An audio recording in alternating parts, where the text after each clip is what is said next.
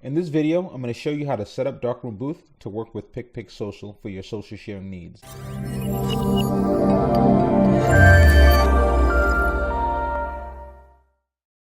To begin setting up Darkroom Booth with PicPic Social, run Darkroom Booth on your computer.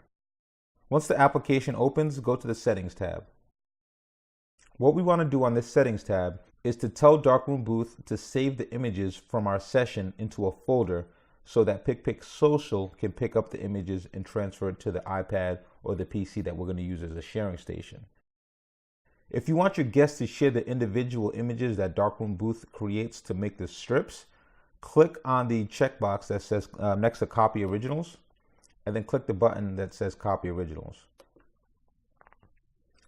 We have the watch folder set to a path that's C Darkroom Booth, but we have already created a folder on our desktop called Darkroom Booth Output, and we're going to set our folder path to that. So click Browse, and then navigate to your desktop, and then choose the appropriate folder that you've created.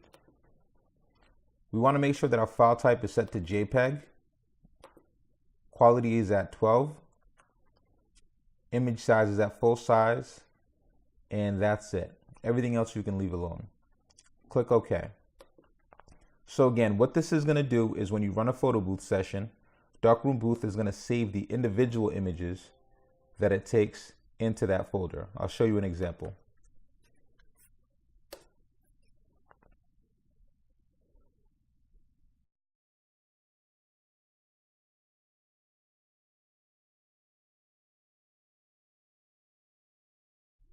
Okay, so we're done with the photo session. So we'll press Escape to exit Darkroom Booth. And then we're going to go to that folder that we created. So we see here we have the single individual photos that Darkroom Booth saved to that output folder.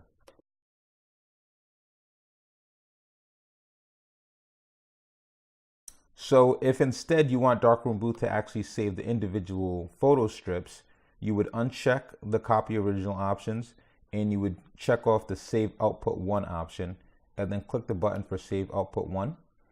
And we're going to change our folder path again to that folder on our desktop that's called Darkroom Output. File type is JPEG, quality is 12, image size is full size, everything is good. Click OK.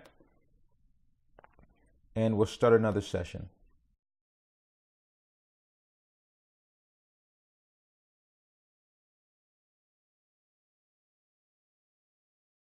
Darkroom Booth has again finished the session. We'll exit it and go check out the folder. All right, here we are in the saved output folder, and here we are with the actual full strip. So this full strip is what will show up on the iPad sharing stations running PicPic Social so that your guests can share their photos.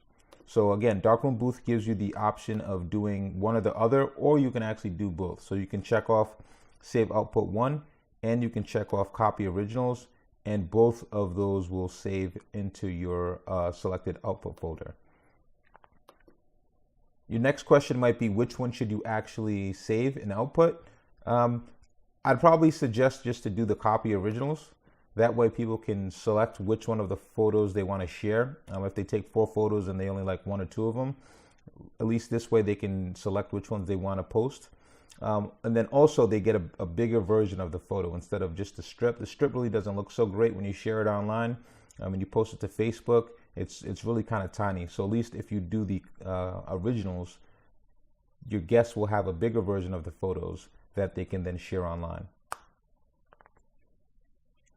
Once you're finished configuring Darkroom Booth, the next thing you want to do is launch PicPic Social if it's not already open. We'll select PicPic Social Event Cloud and click Start. And then we'll gladly go ahead and log in. And here we are with our sample event. And the only thing that we really need to do is to change our watch folder. So right now our watch folder is just looking at the desktop and not an actual folder on the desktop. So we'll click Edit, select Watch Folder, and we shall select the Darkroom Output folder that we created and that Darkroom started sharing, saving the images to. Click OK, click OK, and then we press Start. That's it. Now you're ready to connect the sharing station to PicPic Social.